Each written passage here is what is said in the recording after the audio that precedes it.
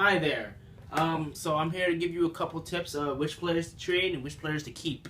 So for those first off players not to trade, for those who held off on trading Jamal Charles, looking pretty smart right now because he just went off like Monday night against the Patriots, and you can continue. I think that will continue. He's still a stud.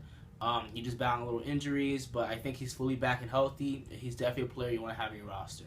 The second player is LaShawn McCoy. Don't trade him yet. He had two pretty decent games to begin the season.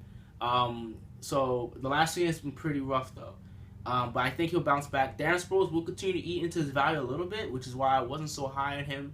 I didn't see him as a top 5 pick this year in fantasy draft, but he will still be a very quality player, and I don't think you'll end up getting equal value back you won't get equal value back for a player as caliber as LaShawn McCoy. The third player I kind of want to make mention, another running back, Eddie Lacy. I think he's off to a little bit of a rough start, but you got to look at the teams he's faced. He faced the Jets and Seattle, and I believe he faced San Francisco. Well, one of those teams, and they're all 3 straight really hard teams to run on. So it's not so much him, and Green Bay's getting from behind a lot. I don't think that's going to continue. So I definitely look for Lacy to bounce back. A couple players you might want to consider trading is first off, you might want to consider Matt Asiata.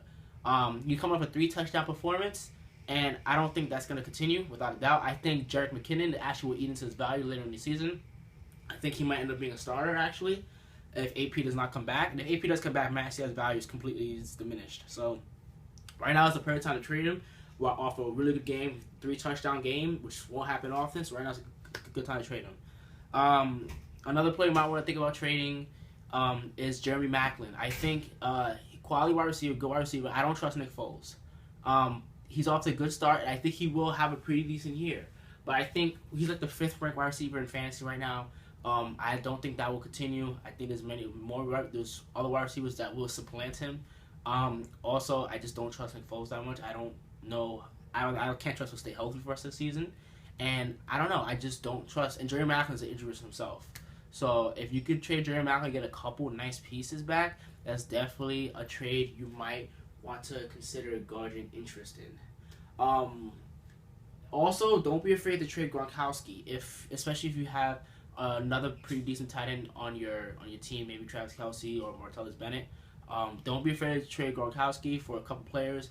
That Patriots offense looks horrible. I don't know how well. I don't know if it's gonna be fixed either. The 2-2 got demolished by Kansas City on last night. And yeah, so if you could trade Gronkowski and get a couple nice pieces for, don't be afraid to trade him. So there's a little tidbit of players to trade, players not to trade. I'm Samuel Garcia.